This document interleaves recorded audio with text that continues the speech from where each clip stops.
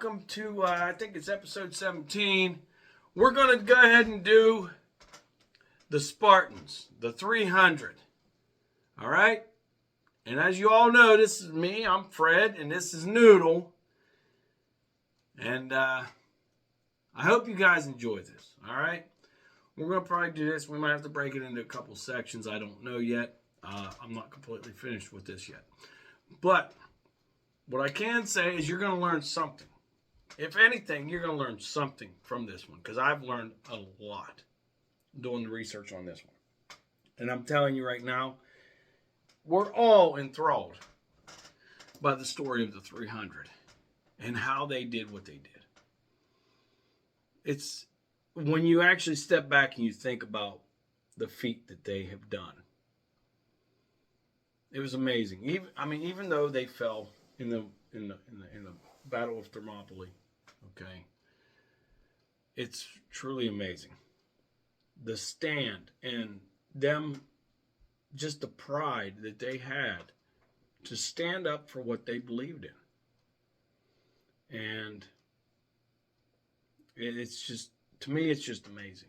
It really is. And it shows a testament to the old world and their mentality and their beliefs and how they stood their ground. Okay? But I'm going to go ahead and, we're going to go ahead and jump into this. I'm going to start, and I'm going to do it. I'm going to do as much information on them as I can. Okay? I hope you guys stick in for this, for the entire episode, because there's a lot here. There's an awful lot, more than I ever thought was going to be possible. But I'm going to go ahead and try and I'm going to splice in, and I'm going to go ahead and start out initially with the War of Thermopylae, which we all know, which they made the movie of the 300 about. Okay, and we're going to go ahead and start with that, and then we're going to gradually go into the origins of the Spartans, how they became, what makes them tick. We're going to talk about their political views, their military views, how they became the way that they have. Okay, and I hope you guys are interested in learning about this, because I'm going to tell you right now, it's been very, very intriguing the whole time. So let's get started into this, okay? And let's go ahead, and we're going to start out with a few things, okay? Now, hang in here. Please stay with me, okay? If you're willing to learn, just hang in here, okay? Let me take a second here. All right, now. All right, okay. All right, the Battle of Thermopylae, part of the Greco-Persian Wars. They dated at either 21st to 23rd of July, the 20th of August, or the 8th to 10th of September, 480 BC. The result of the war, of that particular Thermopylae, was a Persian victory. The territorial changes was Persia gains control of Phocis, Boeotia, and Attica. Greek city-states was Sparta, Thespiae, Thebes, and others. The commanders and leaders was Sparta was Leonidas I of Sparta, Demophilus of the Thespiae, and Leontidas of Thebes. And on the Persian side, you had Xerxes I, Mardonius, Hydarnes, and Artapanus. Now, the units involved, you had the Spartan army against the Persian army, but on the Spartan side, you had Spartan army, the Helots, and other Greek forces. Their strength was the Spartan assembly had about 7,000 people overall. That's including, Thespiae, Thebes, and all that, the people that was in there, the Greek forces. Now, the Persia side of it had 120 to 300,000 people from what they figured. Casualties and losses. Sparta lost 4,000. Persia lost 20,000, according to Herodotus. All right. Now, the Battle of Thermopylae was fought in 480 BC between the Achaemenid Persian Empire under Xerxes I and an alliance of Greek city-states led by Sparta under Leonidas I. Lasting over the course of 3 days, it was one of the most prominent battles of both the Second Persian invasion of Greece and the wider Greco-Persian Wars.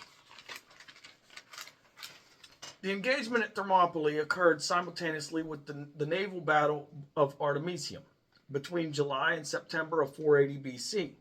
The Second Persian invasion under Xerxes I was a delayed response to the failure of the First Persian invasion, which had been initiated by Darius I and ended in 490 BC by an Athenian-led Greek victory at the Battle of Marathon. By 480 BC, a decade after the Persian defeat at Marathon, Xerxes had amassed a massive land and naval force and subsequently set out to conquer all of Greece. In response, the Athenian politician and general Themistocles proposed that the allied Greeks block the advance of the Persian army at the pass of Thermopylae, while simultaneously blocking the Persian navy at the Straits of Artemisium. Around the start of the invasion, a Greek force of approximately 7,000 men, led by Leonidas, marched north to block the pass to Thermopylae. Ancient authors vastly inflated the size of the Persian army with estimates in the millions, but modern scholars estimate it at between 120 to 300,000 soldiers. They arrived at Thermopylae by late August or early September. The outnumbered Greeks held them off for 7 days, including 3 of direct battle, before their rear guard was annihilated in one of history's most famous last stands. During 2 full days of battle, the Greeks blocked the only road by which the massive Persian army could traverse the narrow pass. After the second day, a local resident named Ephialtes revealed to the Persians the existence of a path leading behind the Greek lines. Subsequently, Leonidas, aware that his force was being outflanked by the Persians, dismissed the bulk of the Greek army and remained to guard their retreat along with 300 Spartans and 700 Thespians. It has been reported that others also remained, including up to 900 Helots and 400 Thebans. With the exception of the Thebans, most of whom reportedly surrendered, the Greeks fought the Persians to the death.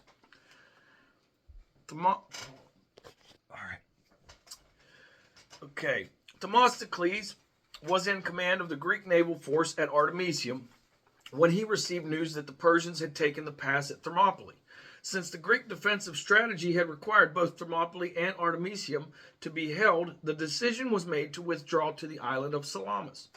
The Persians overran Boeotia and then captured the evacuated city of Athens. The Greek fleet, seeking a decisive victory over the Persian armada, attacked and defeated the invading force at the Battle of Salamis in late 480 BC. Wary of being trapped in Europe, Xerxes withdrew with much of his army to Asia, reportedly losing many of his troops to starvation and disease, while also leaving behind the Persian military commander Mardonius to continue the Achaemenid Empire's Greek campaign. However, the following year saw a Greek army decisively defeat Mardonius and his troops at the Battle of Plataea, ending the Second Persian invasion.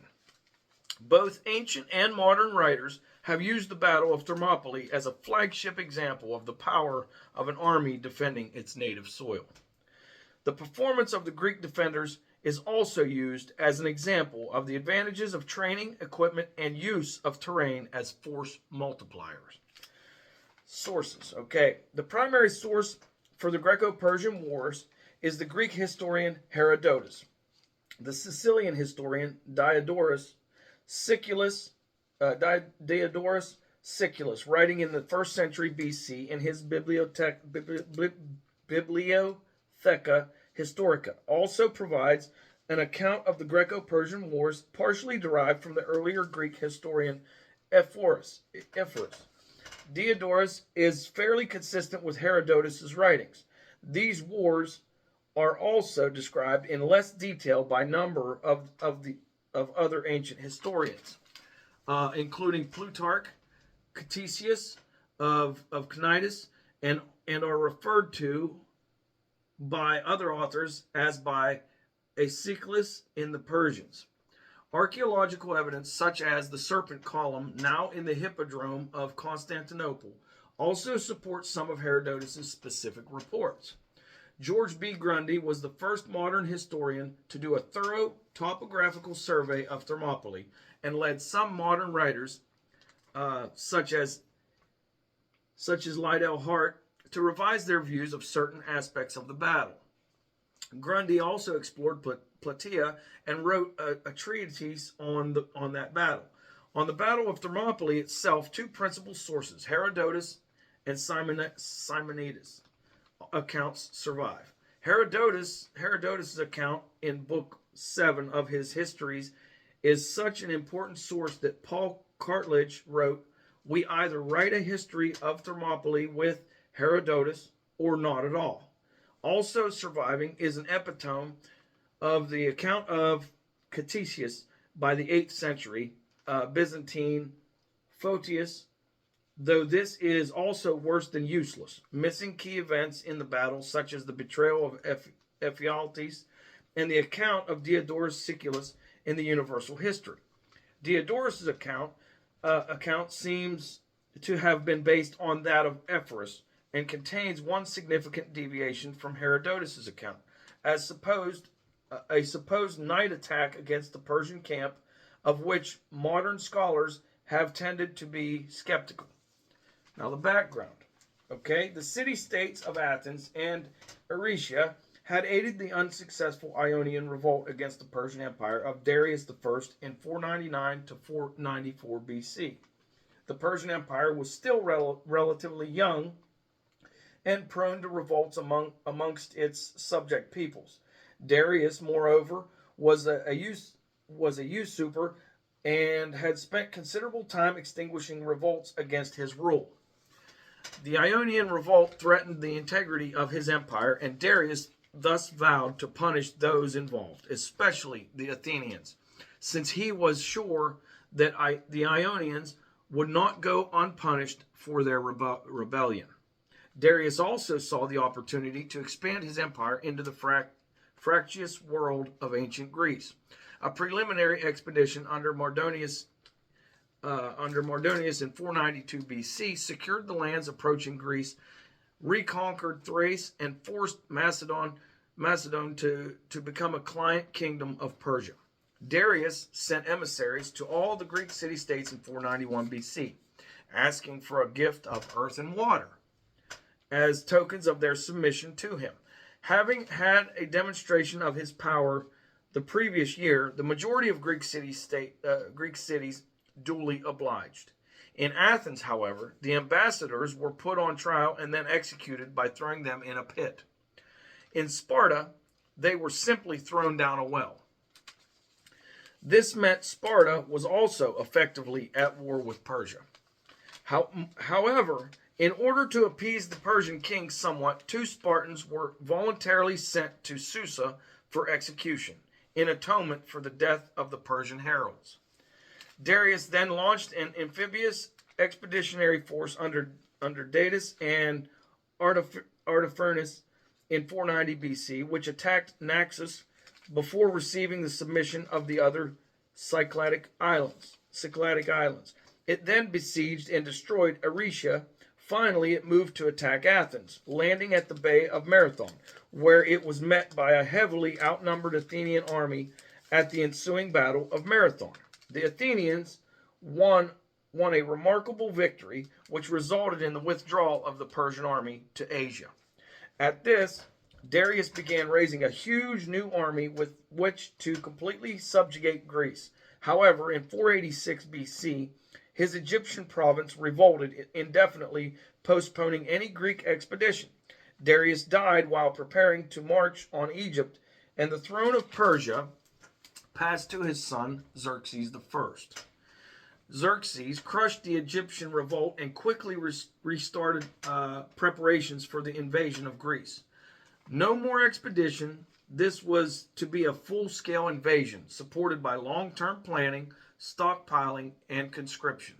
Xerxes directed that the Hellespont be bridged to allow his army to cross to Europe, and that a canal be dug across the isthmus of Mount Athos, cutting short the route where a Persian fleet had been destroyed in 492 BC. Now, mind you, a short note, how it's saying about the Hellespont to be bridged to allow his army to cross. There's a picture that's going to be on this prior to me getting on here. And you'll see it has like an army tank on it because that's the only photo that you really have of it. But it's basically like a floating bridge, like a pontoon type bridge. So that's why that's in there, if you're curious as to why there's a tank in there. Anyways, let's go ahead and continue on. These were both feats of exceptional ambition beyond any other contemporary state. By early 480 BC, the preparations were complete, and the army which Xerxes had mustered at Sardis marched towards Europe, crossing the Hellespont on 2 pontoon bridges, which I previously said. According to Herodotus, Xerxes' army was so large that upon arriving at the banks of the Echiodorus River, his soldiers proceeded to drink it dry. In the face of such imposing numbers, many Greek cities capitulated to the Persian demand for a tribute of earth and water. The Athenians had also been preparing for war with the Persians since the mid-480s BC, and in 482 BC, the decision was taken under the strategic guidance of the Athenian politician Themistocles to build a massive fleet of triremes to resist the Persians.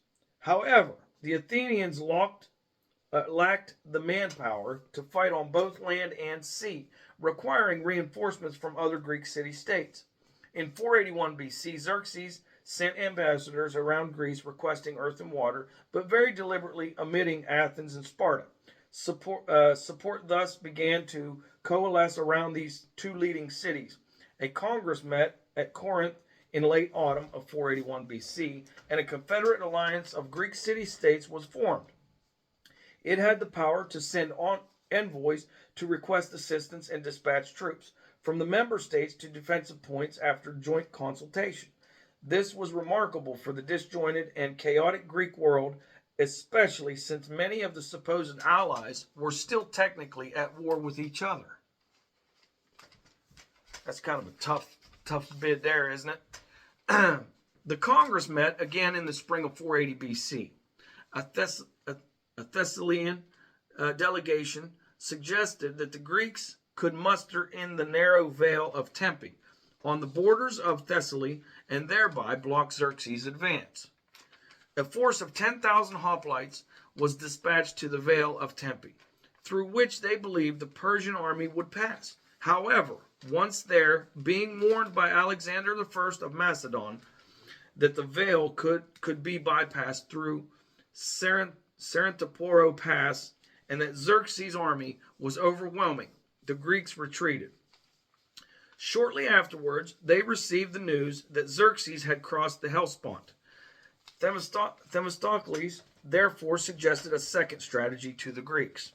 The route to southern Greece, which would be Boeotia, Attica, and the Peloponnesus, would require Xerxes' army to travel through the very narrow pass of Thermopylae, which could easily be blocked by the Greek hoplites, jamming up the overwhelming force of Persians.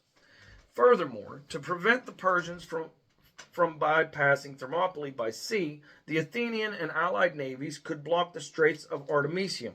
Congress adopted this dual-pronged strategy. However, in case of Persian breakthrough, the Peloponnesian cities made full fallback plans to defend the Isthmus of Corinth, while the women and children of Athens would evacuate en masse to the Peloponnesian city of Troezen. Okay.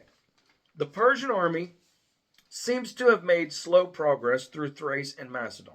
News of the imminent Persian approach eventually reached Greece in August, thanks to a Greek spy.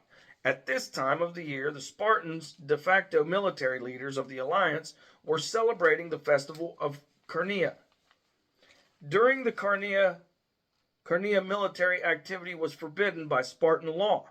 The Spartans had arrived too late at the Battle of Marathon because of this requirement. It was also the time of the Olympic Games and therefore the Olympic truce, and thus it would have been doubly sacrilegious for the whole Spartan army to march to war. On this occasion, the ephors decided the urgency was sufficiently great to justify an advance expedition to block the pass under one of its kings, Leonidas I. Leonidas took with him 300 men of the royal bodyguard, the Hippies.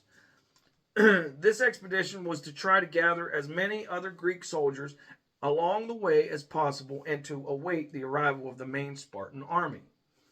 The legend of Thermopylae, as told by Herodotus, has it that Spartans had consulted the oracle at Delphi earlier in the year.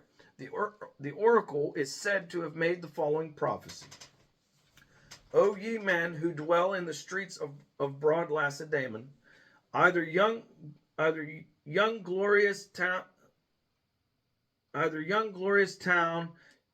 shall be sacked by the children of Perseus, or in exchange must all through the whole Laconian country mourn for the loss of a king, descendant of great Heracles, or Hercules.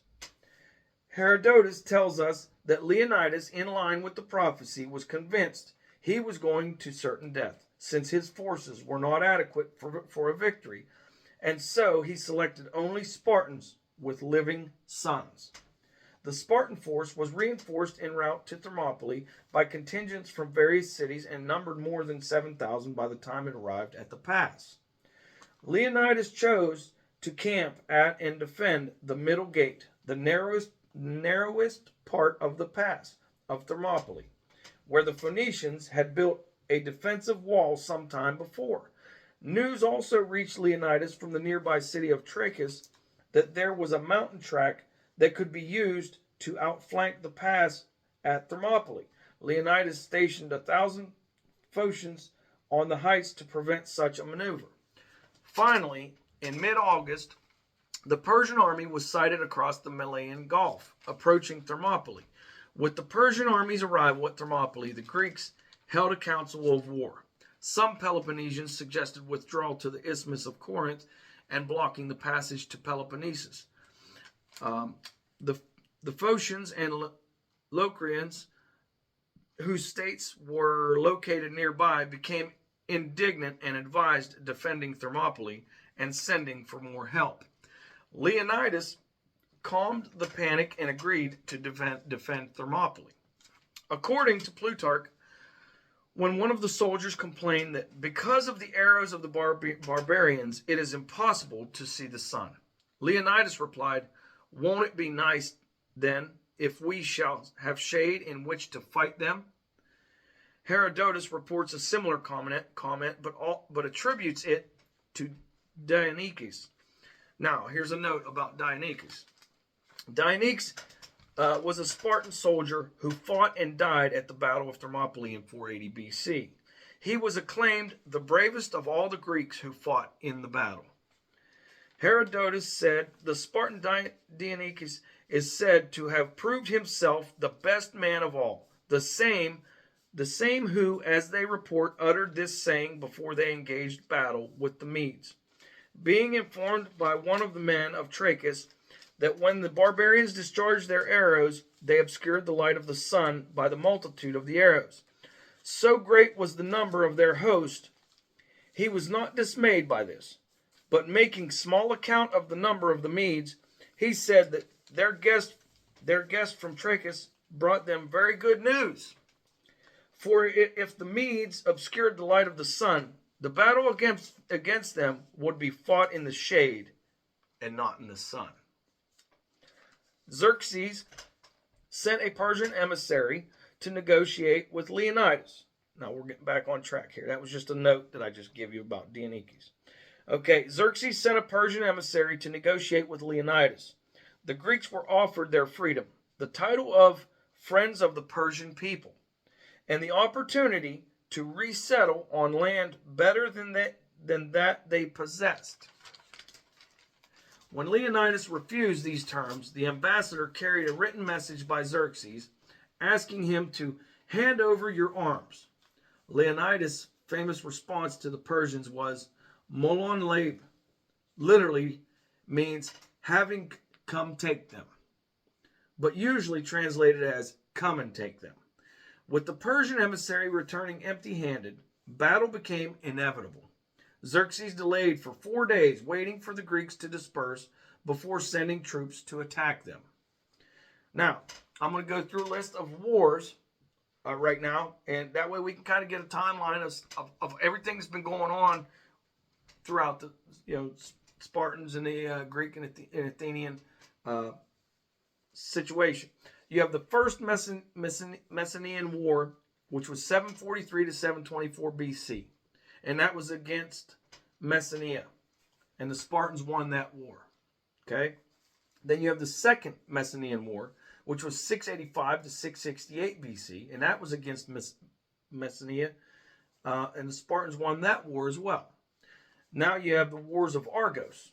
The first Battle of Hysia was 669 to 668 BC against Argos, with a Spartan defeat.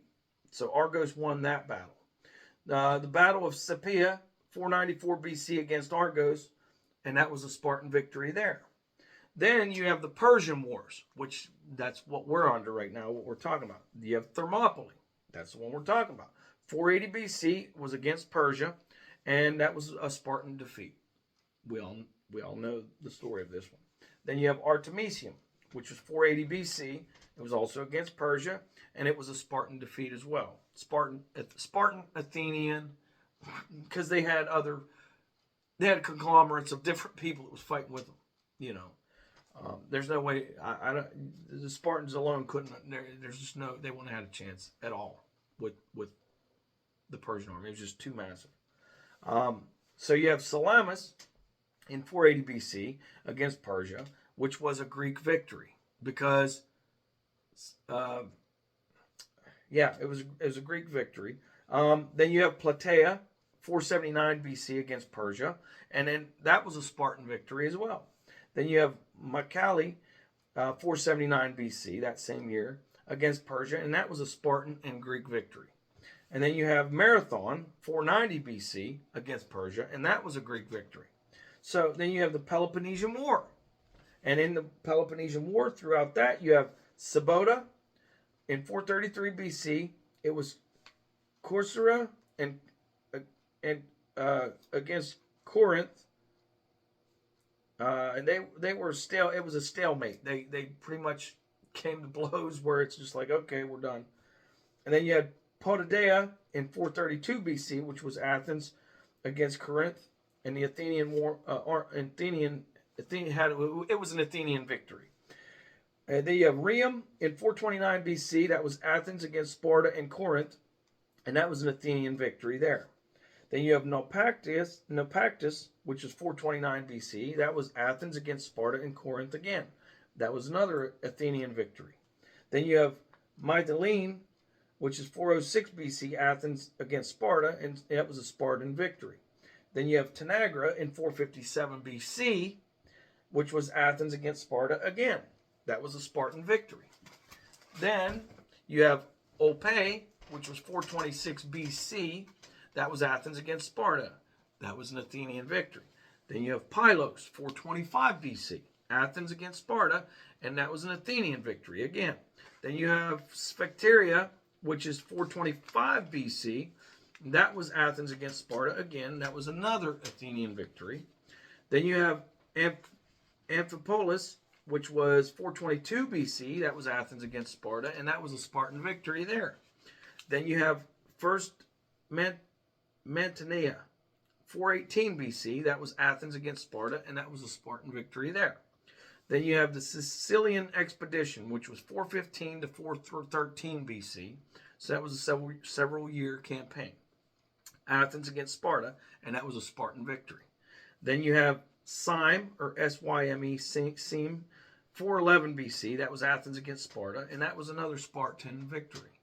Then you have Cynossema, 411 BC, Athens against Sparta. That was Athenian victory on that battle.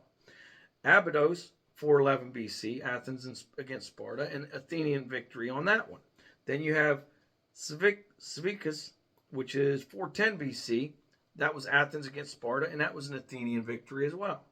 Then you have Notium, which was 406 BC. That was Athens against Sparta, and that was a Spartan victory there. Then you have Arginussae, 406 BC, which was Athens against Sparta, and that was an Athenian victory. Next, you have Aegospotami, which is 405 BC, Athens against Sparta, and that was a Spartan victory there. Then you have the Corinthian Wars. Okay, now you have Haliartus, which is 395 BC, Thebes against Sparta, and that was a Thebes victory. Then you have Nemea, 394 BC, that was Argos against Sparta, and that was a Spartan victory. Then you have Canidas, 394 BC, that was Athens against Sparta, that was an Athenian victory.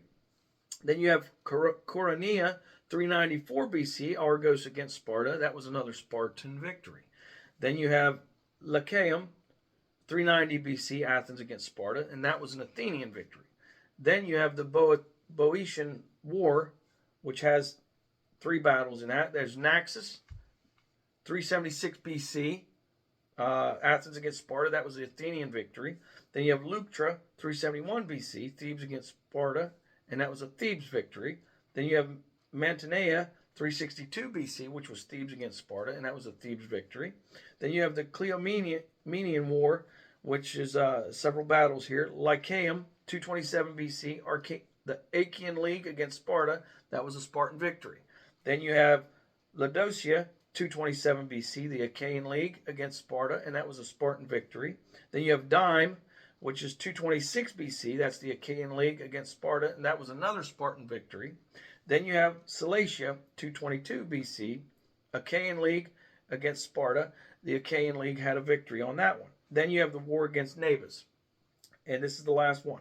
It's Githium, 195 BC, that's the Achaean League against Sparta, and the Achaean League had a victory on that one. Sparta was a prominent city-state in Laconia in ancient Greece. In antiquity, the city-state was known as Lacedaemon, while the name Sparta referred to its main settlement on the banks of the Eurotas, is the main river of Laconia and one of the major rivers of the Peloponnese in Greece. The river's springs are located just northwest of the border between Laconia and Arcadia at Skortsanos. The river is also fed by underwater springs at Pallania and by tributaries coursing down the mountain Taygetus and Mount Parnon, which flank the Evrotas Valley to the west and east, respectively. The river is 82 kilometers or 51 miles long, flowing in a north-south direction and emptying into the Laconian Gulf.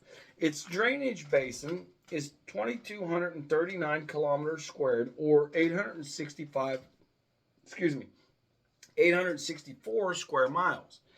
In southeastern Peloponnese, around 650 BC, it rose to become the dominant military land power in ancient Greece.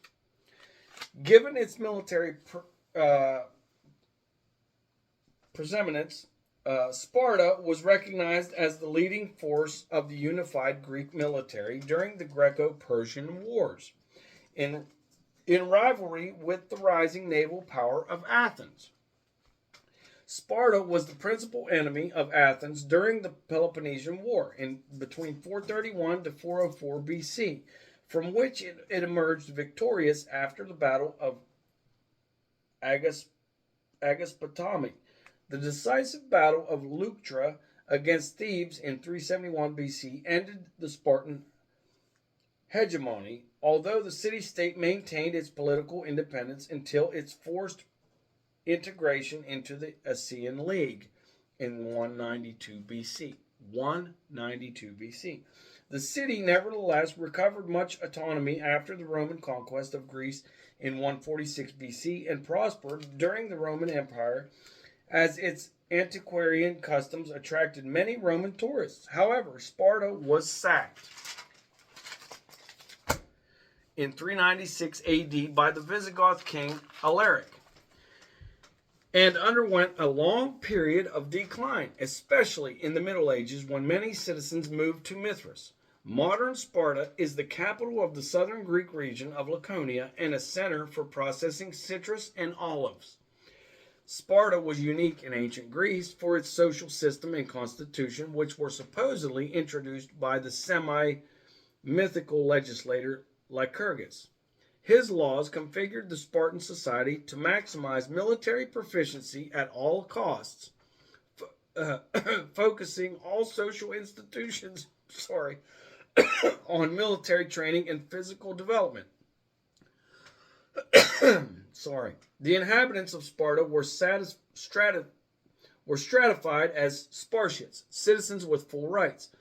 Mothakes, or free non-Spartiate people, descended from Spartans. Perioikoi, free non-Spartiates, and Helots, state-owned enslaved non-Spartan locals. Spartiate men underwent the rigorous agoge training regimen, and Spartan phalanx brigades were widely considered to be among the best in battle. Spartan women enjoyed considerably more rights than elsewhere in classical antiquity. Sparta was frequently a subject of fascination in its own day, as well as in Western culture following the revival of classical learning. The admiration of Sparta is known as laconophilia. Bertrand Russell wrote, Sparta had a double effect on Greek thought, through the reality and through the myth. The reality enabled the Spartans to defeat Athens in war. The myth influenced Plato's political theory and that of countless subsequent writers. The ideals that it favors and had a great part in framing the doctrines of Rousseau, Nietzsche, and National Socialism. Now we're going to go through the mythology. Lacedaemon was a mythical king of Laconia. The son of Zeus by the nymph Teget, he married Sparta, the daughter of Eurotas, by whom he became the father of Amyclus, Eurydice, and Asyne.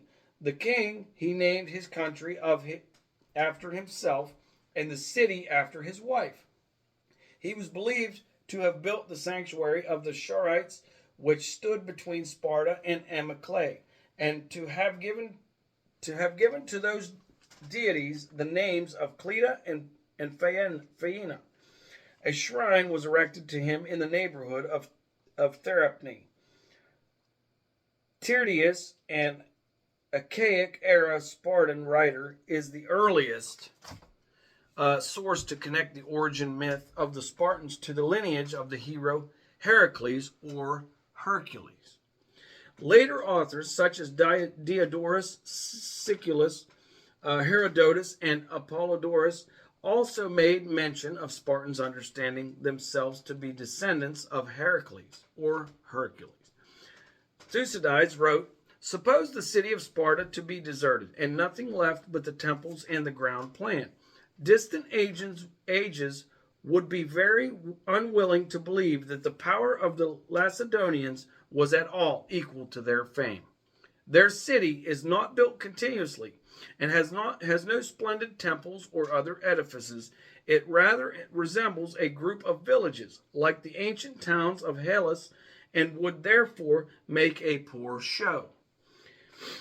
Until the 20th century, the chief ancient buildings at Sparta were the theater, of which, however, little showed above ground except portions of the retaining walls. The so-called tomb of Leonidas, a quadrangular building, perhaps a temple, constructed of immersed blocks of stone and containing two chambers, the foundation of an ancient bridge over the Eurotas, the ruins of a circular structure, some remains of late Roman fortifications, several brick buildings, and mosaic pavements. The remaining archaeological wealth consisted of inscriptions, sculptures, and other objects collected in the local museum, found by Stomatakis in 1872 and enlarged in 1907.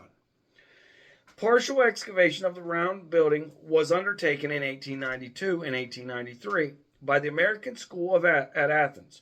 The structure has been since found to be semicircular retaining wall of Hellenic origin that was partly restored during the Roman period. In 1904, the British School at Athens began a thorough exploration of Laconia, and in the following year, excavations were made at Thalamea, Geronthrae, and Angelona, near Monomvasia. In 1906, excavations began in Sparta itself. A small circus, as described by Leake, proved to be theater-like building constructed soon after 200 AD around the altar and in front of the temple of Artemis, or Thea. It is believed that musical and gymnastic contests took place here, as well as the famous flogging ordeal administered to Spartan boys, or diamastigosis. Okay? The temple, which can be dated to the 2nd century BC, rests on the foundation of an older temple of the 6th century BC, and close beside it were found the remains of a yet earlier temple, dating from the 9th or even 10th century. The votive offerings in clay, amber, bronze, ivory, and lead, dating from the 9th to the 4th centuries BC, which were found in great profusion within the precinct range, supply invaluable information about early Spartan art. In 1907, the location of the sanctuary of Athena of the Brazen House was determined to be on the Acropolis immediately above the theater. Though the actual temple is almost completely destroyed, the site has produced the longest extant archaic inscription in Laconia, numerous bronze nails and plates, and a considerable number of votive offerings. The city wall, built in successive stages from the 4th to the 2nd century, was traced for a great part of its circuit, which measured 48 stades, or nearly 10 kilometers, or 6 miles. The late Roman wall enclosing the Acropolis, part of which probably dates from the years following the Gothic raid of 262 AD, was also investigated. Besides the actual buildings discovered, a number of points were situated and mapped in a general study of Spartan topography based upon the description of Pausanias. In terms of domestic archaeology, little is known about Spartan houses and villages before the Archaic period. But the best evidence comes from the excavations at Nicoria in Messenia, where post holes were found.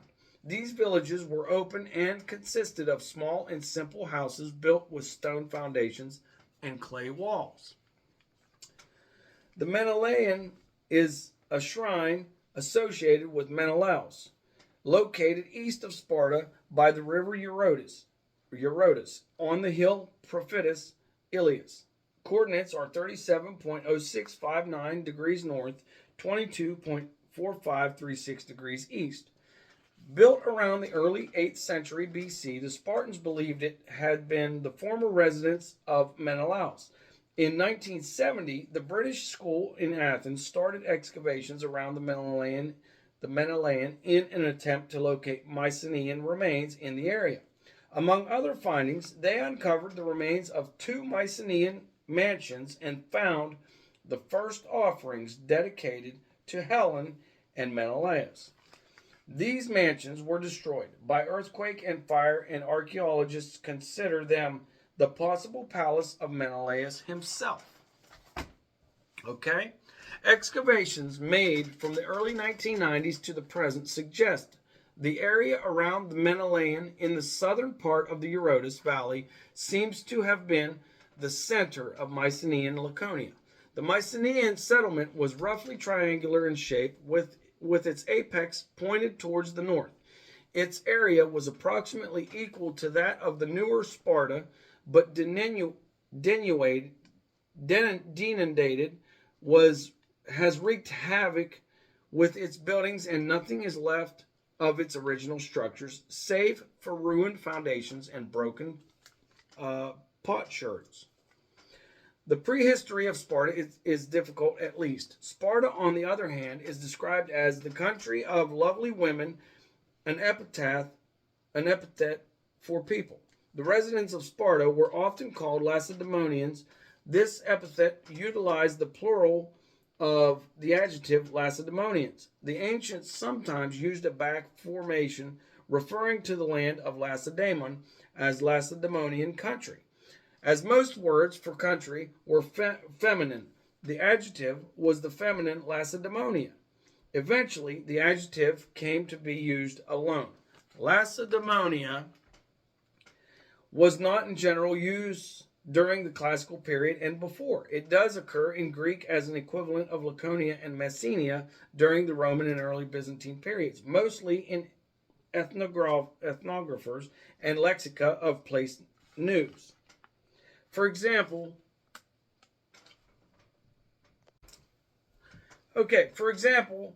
Hesychius of Alexandria's lexicon, 5th century AD, defines Aegiadea as a place in Lacedaemonia named after ages. The actual transition may be captured by Isidore of Seville's Etymologia, 7th century AD, an etymological dictionary. Isidore relied heavily on Horatius' Historiam Adversum, Paganos, 5th century AD, and Eusebius of Caesarea's Chronicon, early 5th century AD, as did Orosius. The latter defines Sparta to be Lacedaemonia Civitas, but Isidore defines Lacedaemonia as founded by Lacedaemon, son of Semele, which is consistent with Eusebius' explanation. There is a rare use, perhaps the earliest of Lacedaemonia, in Diodorus Siculus, the Library of History, but probably with Chora country suppressed. Okay? Lake Daimona was until 2006 the name of a province in the modern Greek prefecture of Laconia. Sparta is located in the region of Laconia in the southeastern Peloponnese. Peloponnese is a peninsula and geographic region in southern Greece and the southernmost region of the Balkans. It is connected to the central port of the country by the Isthmus of Corinth land bridge, which separates the Gulf of Corinth from the Saronic Gulf. Ancient Sparta was built on the banks of the Eurotas River, the largest river of Laconia, which provided it with a source of fresh water. The Evotris Valley is a natural fortress bounded to the west by Mount Taygetus, which is 2,407 meters, and to the east by Mount Parnon, which is 1,935 meters, to the north.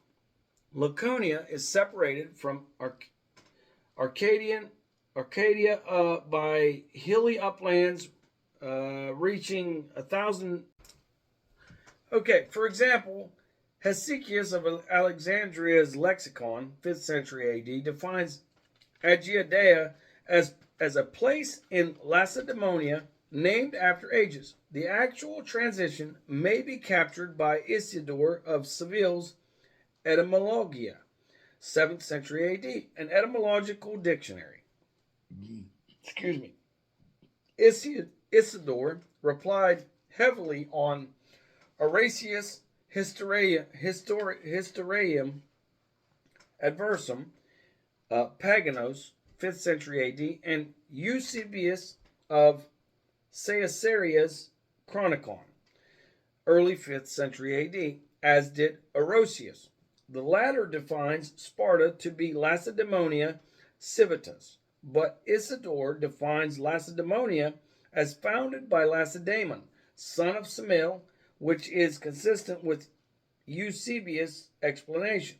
There is a rare use, perhaps the earliest of Lacedaemonia, in Diodorus Siculus, the Library of History, but probably with Chora country suppressed. Okay. Lake Daimona was until 2006 the name of a province in the modern Greek prefecture of Laconia. Sparta is located in the region of Laconia in the southeastern Peloponnese. Peloponnese is a peninsula and geographic region in southern Greece and the southernmost region of the Balkans.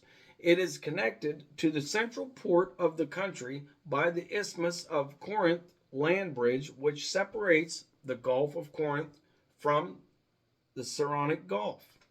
Ancient Sparta was built on the banks of the Eurotas River, the largest river of Laconia, which provided it with a source of fresh water. The Evotris Valley is a natural fortress bounded to the west by Mount Taygetus, which is 2,407 meters, and to the east by Mount Parnon, which is 1,935 meters, to the north. Laconia is separated from Arcadia by hilly uplands reaching 1,000 meters in altitude. These natural defenses worked to Sparta's advantage and protected it from sacking and invasion. Though landlocked, Sparta had a vassal harbor, Githeo, on the Laconian Gulf. The myth. Lacedaemon was a mythical king of Laconia, the son of Zeus by the nymph Taget, a nymph of the Pleiades according to the Bibliotheca, and a companion of Artemis in her archaic role as Potnia Theron, mistress of the animals, with likely roots in prehistory. Mount Taygetus in Laconia was her haunt. He married Sparta, the daughter of Eurotas, by whom he became the father of Amyclus, Eurydice, and Acine. As king, he named his country after himself and the city after his wife. He was believed to have built the sanctuary of the Charites, which stood between Sparta and Amyclae, and to have given to these divinities the names of Cleta and Phaena. A shrine was erected to him in the neighborhood of Therapne. Tyrtaeus, an archaic era Spartan writer, is the earliest source to connect the origin myth of the Spartans to the lineage of the hero Heracles or Hercules. Okay? Later are authors such as Diodorus Siculus, Herodotus, and Apollodorus also made mention of Spartans understanding themselves to be descendants of Heracles or Hercules. Okay? All right, let's pause this. All right. Okay, the prehistory of Sparta is difficult to reconstruct because the literary evidence was written far later than the events it described and is distorted by oral tradition. The earliest certain evidence of human settlement in the region of Sparta consists of pottery dating from the Middle Neolithic period, found in the vicinity of Kofavono, some 2 kilometers or 1.2 miles southwest of Sparta. This civilization seems to have fallen into decline by the late Bronze Age, when, according to Herodotus, Macedonian tribes from the north, called Dorians by those they conquered, marched into the Peloponnese and, subjugating the local tribes, settled there. The Dorians seem to have set about expanding the frontiers of Spartan territory almost before they had established their own state. They fought against the Argive Dorians to the east and southeast, and also the Arcadia Asinians to the northwest. The evidence suggests that Sparta, relatively inaccessible because of the topography of the Taygetan plain, was secure from early on. It was never fortified. Nothing distinctive in the archaeology of the Eurotas River Valley identifies the Dorians or the Dorian Spartan state. The prehistory history of the Neolithic, the Bronze Age, and the Dark Age, the early Iron Age at this moment must be treated apart from the stream of Dorian Spartan history. The legendary period of Spartan history is believed to fall into the Dark Age. It treats the mythic heroes such as the Heracles and the Perseids, offering a view of the occupation of the Peloponnesus that contains both fantastic and possibly historical elements. The subsequent proto-historic period, combing both legend and historical fragments, offers the first credible history. Between the 8th and 7th century BC, the Spartans experienced a period of lawlessness and civil strife, later attested by both Herodotus and Thucydides. As a result, they carried out a series of political and social reforms of their own society, which they later attributed to a semi-mythical lawgiver, like Lycurgus. Several writers throughout antiquity, including Herodotus, Xenophon, and Plutarch, have attempted to explain Spartan exceptionalism as a result of the so-called Lycurgan reforms. Xenophon, Constitution of the Lacedaemonians, chapter 1. Okay, and this is classical Sparta. We'll get into that now. All right, y'all. Classical Sparta. In the Second Messenian War, Sparta established itself as a local power in the Peloponnesus and the rest of Greece. During the following centuries, Sparta's reputation as a land fighting force was unequaled. At its peak, around 500 BC, Sparta had some 20 to 35,000 citizens, plus numerous helots and perioeci. The likely total of 40 to 50,000 made Sparta one of the larger Greek city-states. However, according to Thucydides, the population of Athens in 431 BC was 360 to 610,000, making it much larger.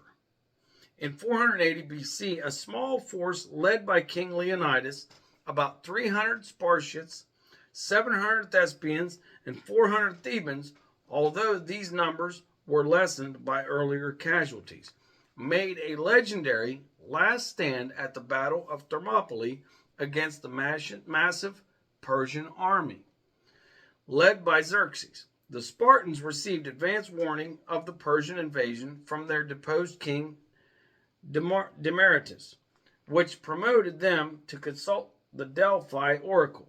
According to Herodotus, the Pythia proclaimed that either one of the kings of Sparta had to die or Sparta would be destroyed. This prophecy was fulfilled after King Leonidas died in the battle. The superior weaponry, strategy, and bronze armor of the Greek hoplites and their phalanx fighting formation again proved their worth 1 year later when Sparta assembled its full strength and led a Greek alliance against the Persians at the Battle of Plataea. The decisive Greek victory at Plataea put an end to the Greco-Persian War, along with Persian ambitions to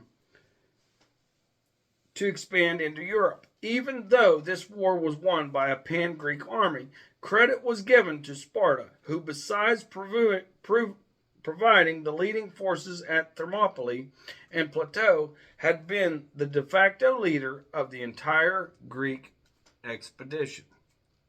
That's amazing, y'all. In classical times, Sparta, along with Athens, Thebes, and Persia, were the main powers fighting for supremacy in the northeastern Mediterranean. In the course of the Peloponnesian War, Sparta, a traditional land power, acquired a navy which managed to overpower the previously dominant flotilla of Athens, ending the Athenian Empire. That's crazy. Y'all, we'll talk about this later. But at the peak of its power in the early 4th century BC, Sparta had subdued many of the main Greek states and even invaded the Persian provinces in Anatolia, modern-day Turkey, a period known as the Spartan hegemony. During the Corinthian War, Sparta faced a coalition of the leading Greek states, Thebes, Athens, Corinth, and Argos. The alliance was initially backed by Persia, which feared further Spartan expansion into Asia. Sparta achieved a series of land victories, but many of her ships were destroyed at the Battle of Cnidus by a Greek Phoenician mercenary fleet that Persia had provided to Athens. The event severely damaged Sparta's naval power, but did not end its aspirations of invading further into Persia. Until Conon, the Athenian ravaged the Spartan coastline and provoked the old Spartan fear of a Helot revolt. After a few years of fighting, in 387 BC, the Peace of Antalcidas was established, according to which all Greek cities of Ionia would return to Persian control and Persia's Asian border would be free of the Spartan threat. The effects of the war were to reaffirm Persia's ability to interfere successfully in Greek politics and to affirm Sparta's weakened hegemonic position in the Greek political system. Sparta entered its long-term decline after a severe military defeat to Epaminondas of Thebes at the Battle of Leuctra. This was the first time that a full-strength Spartan army lost a land battle. As Spartan citizenship was inherited by blood, Sparta increasingly faced a Helot population that vastly outnumbered its citizens. The alarming decline of Spartan citizens was commented on by Aristotle. Now, Hellenistic and Roman Sparta. Okay, Sparta never fully recovered from its losses at Leuctra in 371 BC and the subsequent Helot revolts. In 338, Philip II invaded and devastated much of Laconia, turning the Spartans out. Okay? Though he did not seize Sparta itself. Even during its decline, Sparta never forgot its claim to be the defender of Hellenism and its laconic wit. An anecdote has it that when Philip II sent a message to Sparta saying, "If I invade Laconia, I shall turn you out," the Spartans responded with a single word, "if." When Philip created the League of Corinth in the pretext of unifying Greece against Persia, the Spartans chose not to join, since they had no interest in joining a pan-Greek expedition unless it were under Spartan leadership. Thus, upon defeating the Persians at the Battle of the Granicus, Alexander the Great sent to Athens 300 suits of Persian armor with the following inscription: "Alexander, son of Philip, and all the Greeks except the Spartans, give these offerings taken from the foreigners who live in Asia." Sparta continued to be one of the Peloponnesian powers until its eventual loss of independence in 192 BC. During Alexander's campaigns in the east, the Spartan king Agis III sent a force to Crete in 333 BC to secure the island for the Persian interest. Agis next took command of allied Greek forces against Macedon, gaining early successes before laying siege to Megalopolis in 331 BC. A large Macedonian army under General Antipater marched to its relief and defeated the Spartan-led force in a pitched battle. More than 5,300 of the Spartans and their allies were killed in battle, and 3,500 of Antipater's troops. Agis, now wounded and unable to stand, ordered his men to leave him behind to face the advancing Macedonian army, so that he could buy them time to retreat. On his knees, the Spartan king slew several enemy soldiers before being finally killed by a javelin.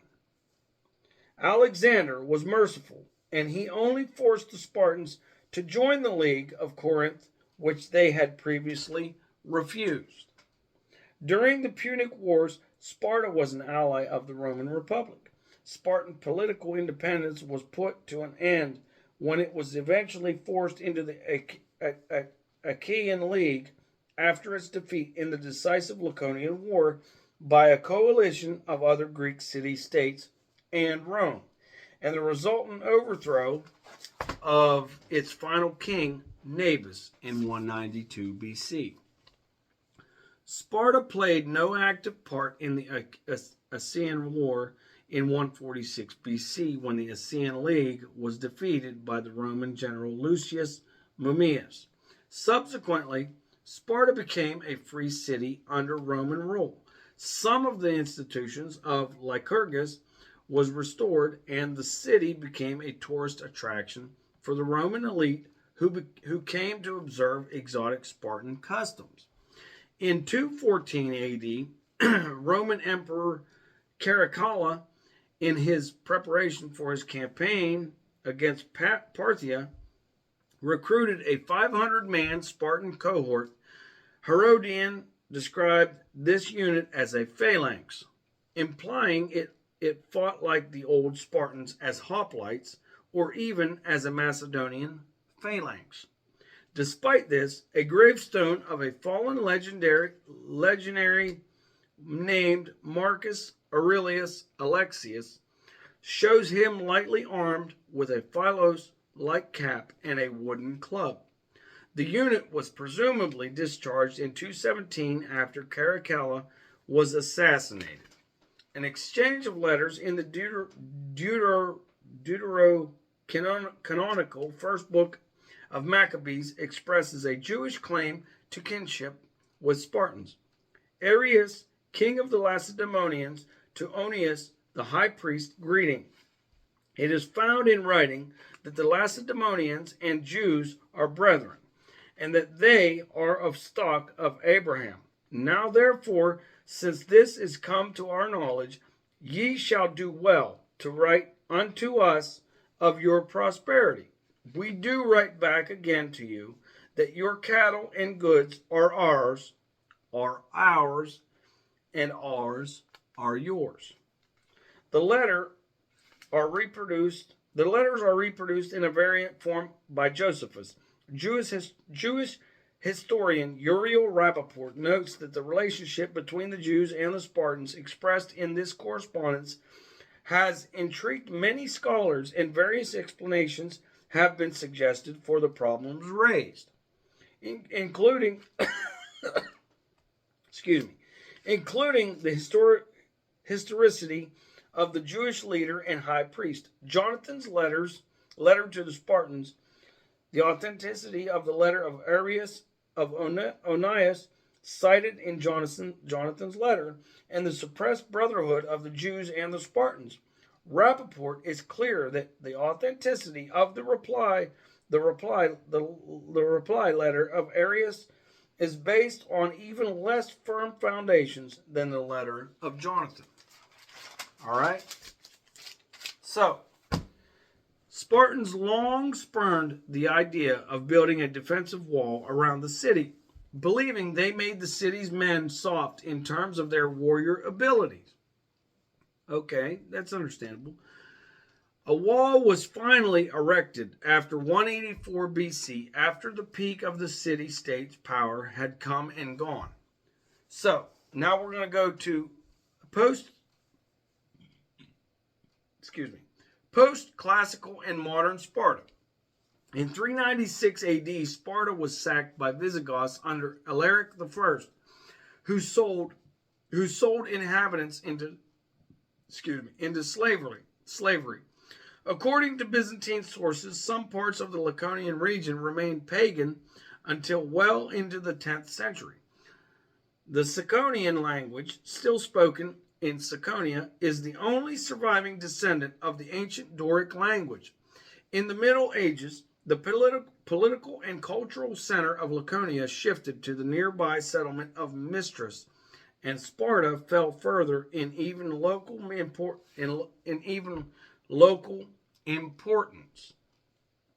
Modern Sparta was refounded in 1834 by decree of King Otto of Greece. Now, we're going to talk about the structure of classical Spartan society. Okay? This is the Constitution.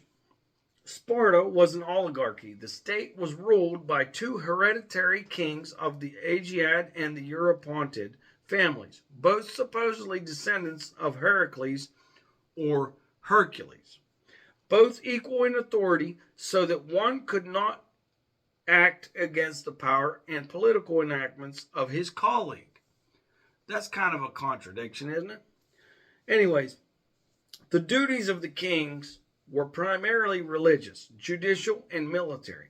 As chief priests of the state, they maintained communication with the Delphian sanctuary, whose pronouncements exercised great authority in Spartan politics. In the time of Herodotus, circa 450 BC, their judicial functions had been restricted to cases dealing with heresies, adoptions, and the public roads. Aristotle describes the kingship at Sparta as a kind of unlimited and perpetual generalship, while Isocrates refers to the Spartans as subject to an oligarchy at home, to a kingship on campaign. Civil and criminal cases were decided by a group of officials known as the ephors, as well as a council of elders known as the Gerousia. The Gerousia consisted of 28 elders over the age of 60, elected for life and usually part of the royal households, and the two kings. High state decisions were discussed by the council, who could then propose policies to the Daemos, the collective body of Spartan citizenry, who would select one of the alternatives by vote. Royal prerogatives were curtailed over time. From the period of Persian wars, the king lost the right to declare war and was accompanied in the field by two ephors. He was supplanted by the ephors also in the control of foreign policy. Over time, the kings became more figureheads except in their capacity as generals. Political power was transferred to the ephors and Gerousia. An assembly of citizens called the ecclesia was responsible for electing men to the Gerousia for life. Now, we're going to talk about citizenship.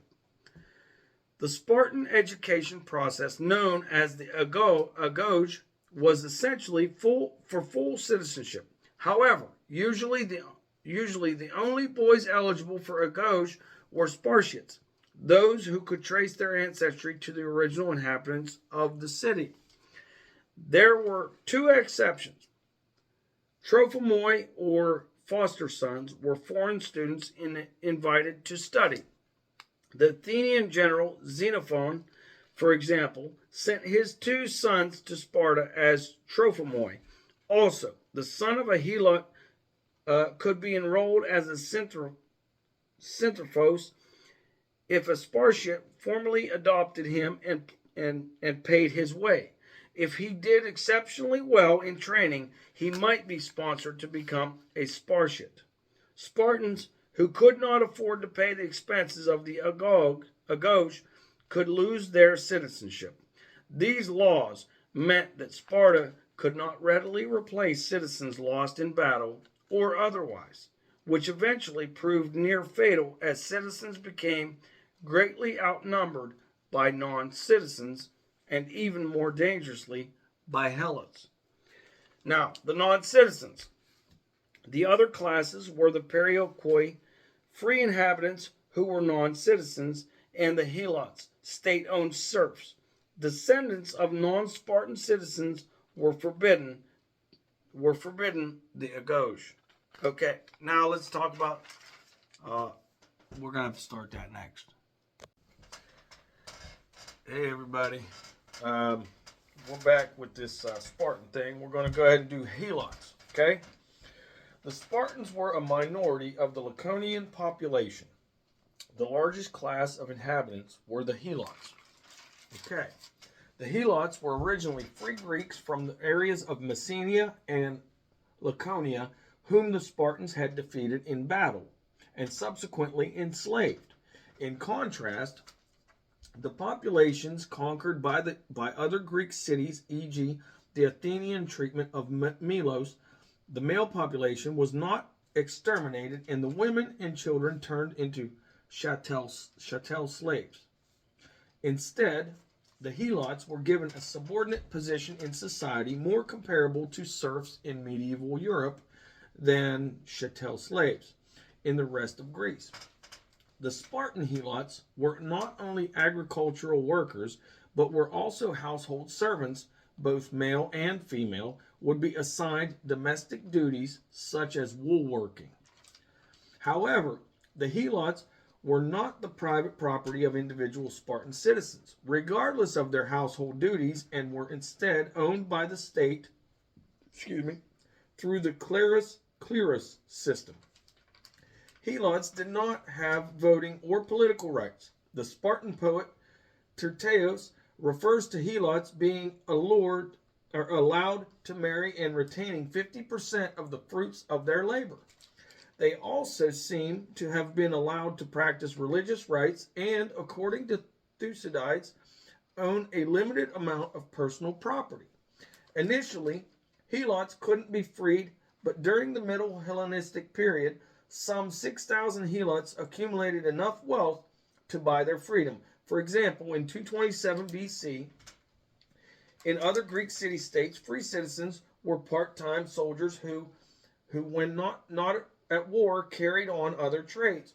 Since Spartan men were full-time soldiers, they were not available to carry out manual labor. The helots were used as unskilled serfs tilling Spartan land. Helot women were often used as wet nurses. Helots also traveled with the Spartan army as non-combatant serfs. At the last stand of the Battle of Thermopylae, the Greek dead included not just the legendary 300 Spartan soldiers, but also several hundred Thespian and Theban troops and a number of helots. There was at least one helot revolt, circa 465 to 460 BC, that led to prolonged conflict. By the 10th year of this war, the Spartans and Messenians had reached an agreement in which Messenian rebels were allowed to leave the Peloponnese. They were given safe passage under the terms that they would be re-enslaved if they tried to return. This agreement ended the most serious incursion into Spartan territory since their expansion in the 7th and 8th centuries BC. Thucydides remarked that Spartan policy is always mainly governed by the necessity. Hold on a second, let me pause this.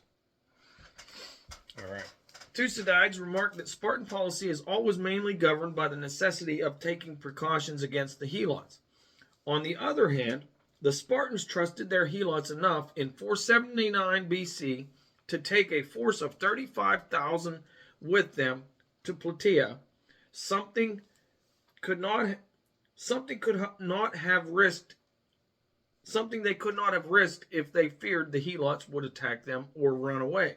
Slave revolts occurred elsewhere in the Greek world, and in 413 BC, 20,000 Athenian slaves ran away to join the Spartan forces occupying Attica. What made Sparta's relations with her slave population unique was that the helots, precisely because they enjoyed privileges such as family and property, retained their identity as a conquered people. The Messenians and also had effective kinship groups that could be used to organize rebellion. As the Spartan population declined and the helot population continued to grow, the imbalance of power caused increasing tension. According to Myron of Priene of the middle 3rd century BC, they assigned to the helots every shameful task leading to disgrace, for they ordained that each one of them must wear a dogskin cap or a cunei and wrap himself in skins and receive a stipulated number of beatings every year regardless of any wrongdoing, so that they would never forget they were slaves. Moreover, if any exceeded the vigor proper to a slave's condition, they made death the penalty, and they allotted a punishment to those controlling them if they failed to rebuke those who were growing fat. What? Oh, man. Okay, so Plutarch also states that Spartans treated the helots harshly and cruelly. They compelled them to drink pure wine, which was considered dangerous. Wine was usually being cut with water. And to lead them in that condition into the public halls, that the children might see what a sight a drunken man is. They made them to dance low dances and sing ridiculous songs during syestia, or obligatory banquets, which is what that syestia is. Common meals for men and youths in social or religious groups. That's what those are. Each year, when the ephors took office, they ritually declared war on the helots, allowing Spartans to kill them without risk of ritual pollution. This fight seems to have been carried out by cryptae graduates of the Agoge, who took part in the mysterious institution known as the cryptaea, which was an ancient Spartan state institution involving young Spartan men. It was part of the child-rearing system in which participation afforded its members, known as cryptae, the opportunity to test their skills further and prove themselves. Thucydides states, the helots were invited by a proclamation to pick out those of their number who claimed to have most distinguished themselves against the enemy, in order that they might receive their freedom. The object being to test them, as it was thought that the first to claim their freedom would be the most high-spirited and the most apt to rebel. As many as 2,000 were selected accordingly, who crowned themselves and went round the temples, rejoicing in their new freedom. The Spartans, however, soon afterwards did away with them, and no one ever knew how each of them perished. Now, the Perioikoi. The Perioikoi came from similar origins as the helots, but occupied a significantly different position in Spartan society. Although they didn't enjoy full citizen rights, they were free and not subjugated to the same restrictions as the helots. The exact nature of their subjugation to the Spartans is not clear, but they seem to have served partly as a kind of military reserve, partly as skilled craftsmen, and partly as agents of foreign trade. Okay, now, Perioikoi hoplites served increasingly with the Spartan army explicitly at the Battle of Plataea, and although they may also have fulfilled functions such as, such as the manufacture and repair of armor and weapons, they were increasingly integrated into the combat units of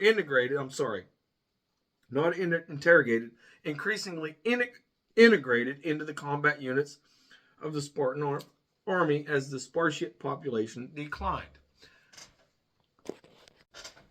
Okay, everybody, we're going to do the economy of the Spartans. Full citizen Spartiates were barred by law from trade or manufacture, which consequently rested in the hands of the Perioikoi. This lucrative monopoly in a fertile territory with a good harbor ensured the loyalty of the Perioikoi. Despite the prohibition of menial labor or trade, there is evidence of Spartan sculptors, and Spartans were certainly poets, magistrates, ambassadors, and governors, as well as soldiers. Allegedly, Spartans were prohibited from processing gold and silver coins, and according to the legend, Spartan currency consisted of iron bars to discourage hoarding. It was not until the 260s to 250s BC that Sparta began to mint its own coins. Though the conspicuous display of wealth appears to have been discouraged, this did not preclude the production of very fine decorated bronze, ivory, and wooden works of art, as well as exquisite jewelry attested in archaeology. Allegedly, as part of the Lycurgian reforms in the mid-8th century BC, a massive land reform had divided property into 9,000 equal portions. Each citizen received one estate, a kleros, which was expected to provide a living. The land was worked by the helots, who retained half the yield. From the other half, the Spartiate was expected to pay his mess or syestia fees and the agoj fees for his children. However, nothing is known of matters of wealth such as how land was bought, sold, and inherited, or whether daughters received dowries. However, from early on, there were marked differences of wealth within the state, and these became more serious after the law of Epictetus, sometime after the Peloponnesian War, which removed the legal prohibition on the gift of or bequest of land. By the mid-5th century, land had become concentrated in the hands of a tiny elite, and the notion that all Spartan citizens were equals had become an empty pretense. By Aristotle's day, 384 to 322 BC, citizenship had been reduced from 9,000 to less than 1,000, then further decreased to 700 at the accession of Aegisthus IV in 244 BC. Attempts were made to remedy this by imposing legal penalties upon bachelors, but this could not reverse the trend. All right, now birth and death. Sparta was above all a militaristic state, and emphasis on military fitness began virtually at birth. According to Plutarch, after birth, a mother would bathe her child in wine to see whether the child was strong. If the child survived, it was brought before the Gerousia by the child's father. The Gerousia then decided whether it was to be reared or not. It is commonly stated that if they considered it puny and deformed, the baby was thrown into a chasm on Mount Taygetus, known euphemistically as the apothetae, or the deposits. This was in effect a primitive form of eugenics. Plutarch is the sole historical source for the Spartan practice of systemic infanticide motivated by eugenics. Sparta is often viewed as being unique in this regard. However, anthropologist Layla Williamson notes that infanticide has been practiced on every continent and by people on every level of cultural complexity, from hunter-gatherers to high civilizations. Rather than being an exception, then it has been the rule. There is controversy about the matter in Sparta, since excavations in the chasm only uncovered adult remains, likely belonging to criminals, and Greek sources contemporary to Sparta does not mention systemic infanticide, motivated solely by eugenics. Spartan burial customs changed over time. The archaic Spartan poet Tyrtaeus spoke of the Spartan war dead as follows: Never do the war dead's name and good fame perish, but even though he is beneath the earth, he is immortal. Young and old alike mourn him. All the city is distressed by the painful loss, and his tomb and children are pointed out among the people, and his children's children, and his line after them.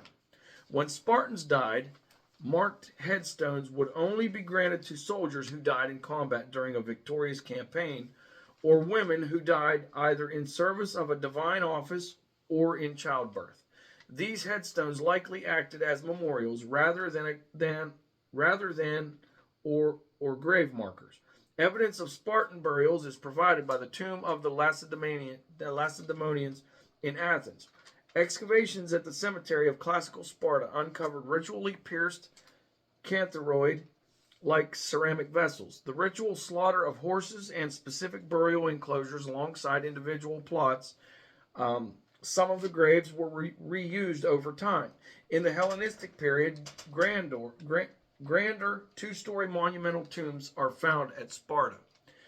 10 of these have been found for this period. That's different. Okay, now we're going to go to education, you guys.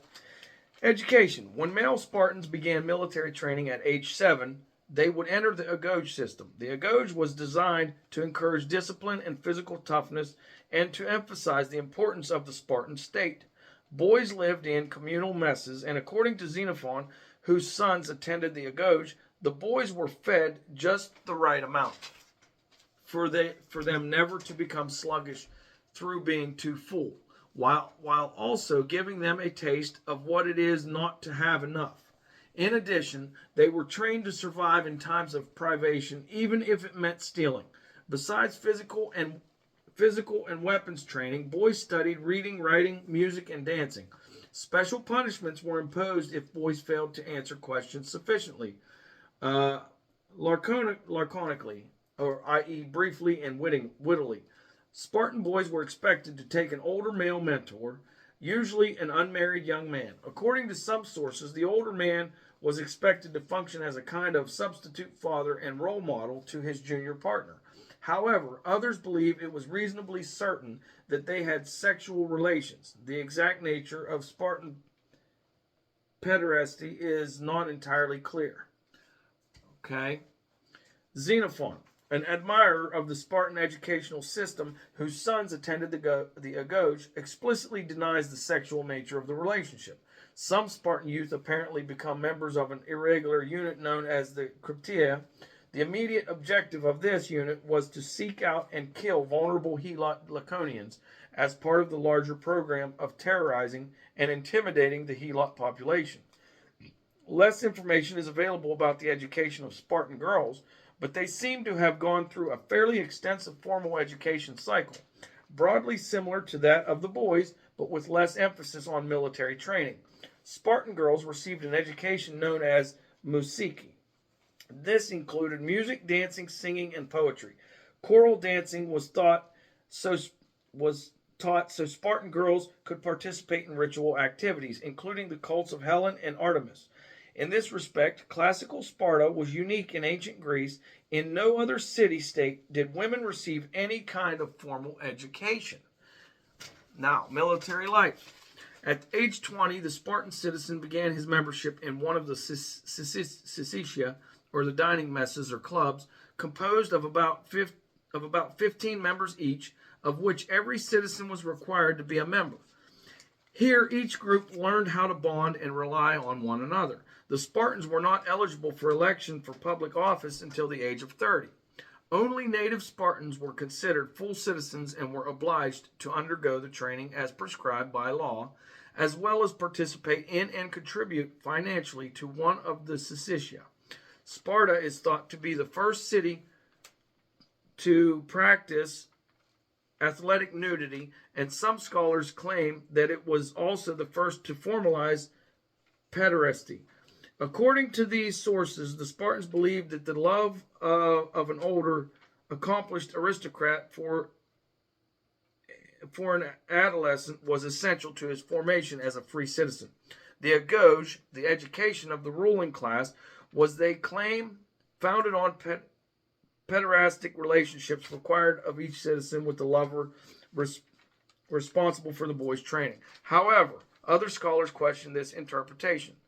Xenophon explicitly denies it, but not Plutarch. Spartan men remained in the active reserve until age 60.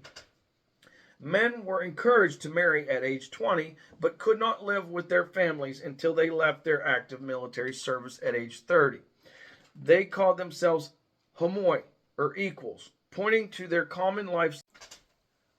All right. The husband continued to visit his wife in secret for some time after the marriage. These customs, unique to the Spartans, have been interpreted in various ways. One of them decidedly supports the need to disguise the bride as a man in order to help the bridegroom consummate the marriage. So unaccustomed were men to women's looks at the time of their first intercourse. The abduction may have served to ward off the evil eye, and the cutting of the wife's hair was perhaps part of a rite of passage that signaled her entrance into a new life. Now, the role of women. Political, social, and economic equality. Spartan women of the citizenry class enjoyed a status, power, and respect that was unknown in the rest of the classical world. The higher the status of females in Spartan society started at birth, unlike Athens, Spartan girls were fed the same food as their brothers, nor were they confined to their father's house and prevented from exercising or getting fresh air as in Athens, but exercised and even competed in sports. Most important, rather than being married off at the age of 12 or 13, Spartan law forbade the marriage of a girl until she was in her late teens or early 20s. The reason for delaying marriage were to ensure the birth of healthy children, but the effect was to spare Spartan women the hazards and lasting health damage associated with pregnancy among adolescents. Spartan women, before fed from childhood and fit from exercise, stood a far better chance of reaching old age than their sisters in other Greek cities, where the median age for death was 34.6 years, or roughly 10 years below that of men. Unlike Athenian women, who wore heavy concealing clothes and were rarely seen outside the house, Spartan women wore dresses or peplos, slid up the side to allow freer movement, and moved freely about the city, either walking or driving chariots. Girls as well as boys exercised possibly in the nude, and young women as well as young men may have participated in the gymnopaedia, or the festival of nude youths. Okay. Another practice that was mentioned by many visitors to Sparta was the practice of wife sharing. In accordance with the Spartan belief that breeding should be between the most physically fit parents, many older men allowed younger, more fit men to impregnate their wives. Other unmarried or childless men might even request another man's wife to bear his children if she had previously been a strong bearer. For this reason, many considered Spartan women polygamous or polyandrous. This practice was encouraged in order that women bear as many strong-bodied children as they could. The Spartan population was hard to maintain due to the constant absence and loss of men in battle and the intense inspection of newborns. Spartan women were also literate and numerate, a rarity in the ancient world. Furthermore, as a result of their education and the fact that they moved freely in society, engaging with their fellow male citizens, they were notorious for speaking their mind, even in public. Plato, in the middle of the 4th century, described women's curriculum in Sparta as consisting of gymnastics and musiki, or music and arts. Plato praised Spartan women's ability when it came to philosophical discussion. Most importantly, Spartan women had economic power because they controlled their own properties and those of their husbands. It is estimated that in later classical Sparta, when the male population was in serious decline, women were the sole owners of at least 35% of all land and property in Sparta. The laws regarding a divorce were the same for both men and women. Unlike women in Athens, if a Spartan woman became the heiress of her father because she had no living brothers to inherit an epicleris, the woman was not required to divorce her current spouse in order to marry her nearest paternal relative. Okay, that's different. Historic women. Many women played a significant role in the history of Sparta. Queen Gorgo, heiress to the throne and the wife of Leonidas I, was an influential and well-documented figure. Herodotus records that as a small girl, she advised her father, Cleomenes, to resist a bribe. She was later said to be responsible for decoding a warning that the Persian forces were about to invade Greece. After Spartan generals could not decode a wooden tablet covered in wax, she ordered them to clear the wax, revealing the warning. Plutarch's Moralia contains a collection of sayings of Spartan women, including a laconic quip attributed to Gorgo. When asked by a woman from Attica why Spartan women were the only women in the world who could rule men, she replied, "Because we are the only women who are mothers of men." Wow, that's a statement, huh? In 396, Cynisca, sister of the Eurypontid King Agesilaus II, became the first woman in Greece to win an Olympic chariot race. She won again in 392 and dedicated 2 monuments to commemorate her victory. These being an inscription in Sparta and a set of bronze equestrian statues at the Olympic Temple of Zeus. Now, we're going to go into laconophilia. Now, laconophilia is love or admiration of Sparta and its culture or constitution. I guess we all have a little bit of that, don't we? Sparta was subject to considerable admiration in its day, even in rival Athens.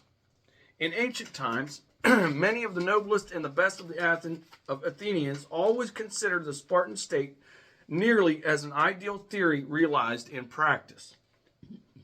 Excuse me. Many Greek philosophers, especially Platonists, would often describe Sparta as an ideal state, strong, brave, and free from the corruptions of commerce and money.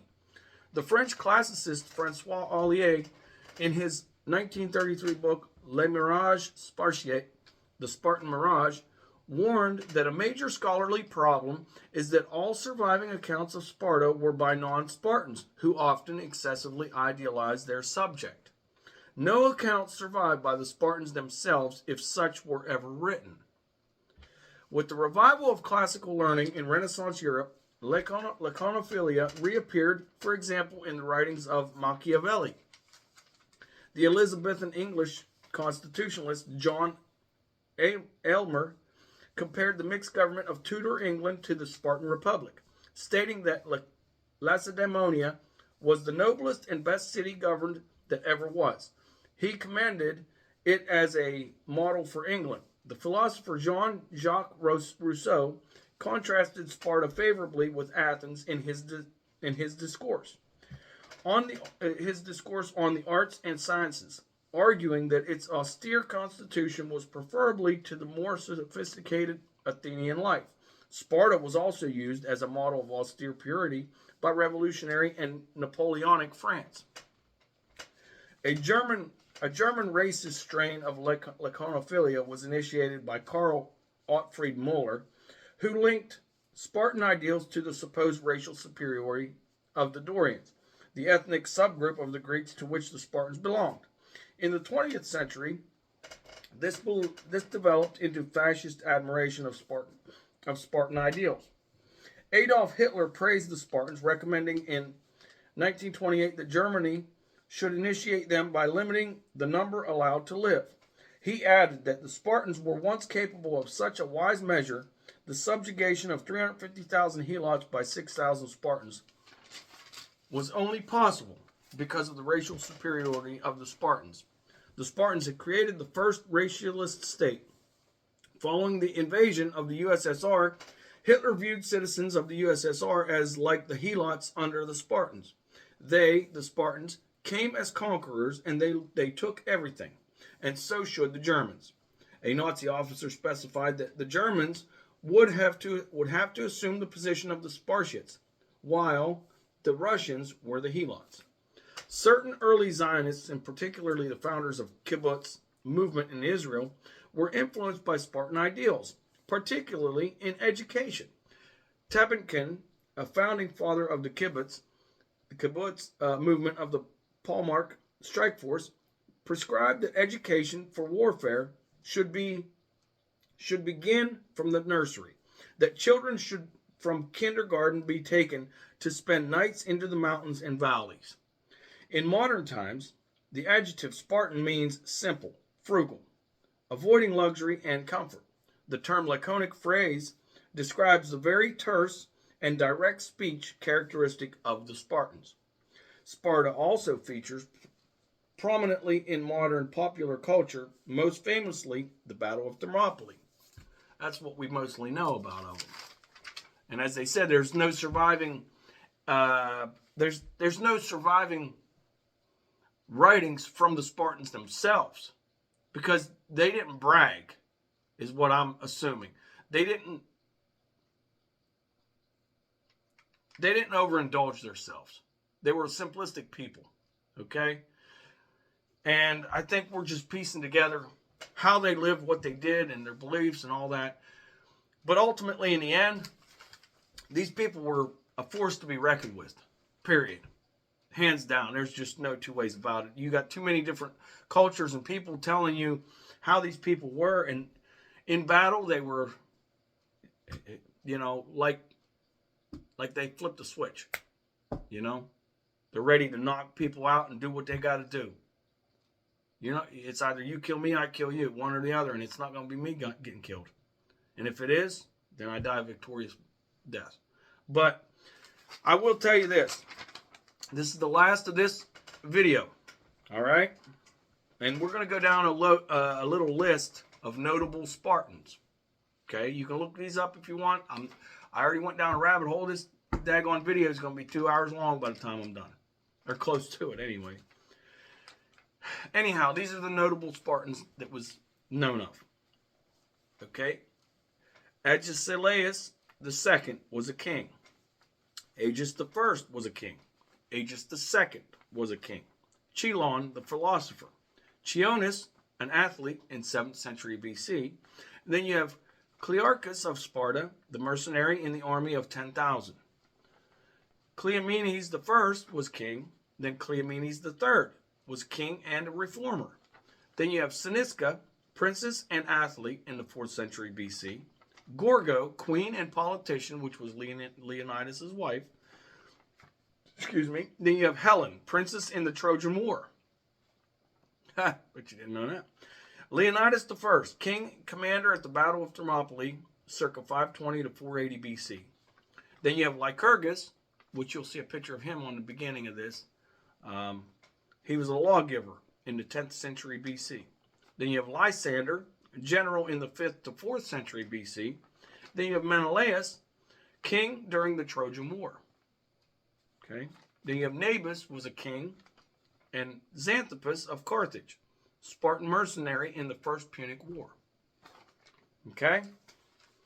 Now, I hope you guys are enthralled and enjoyed this episode because my God, oh my God. Let me pause this for a second. Yeah, I hope you guys really enjoyed this.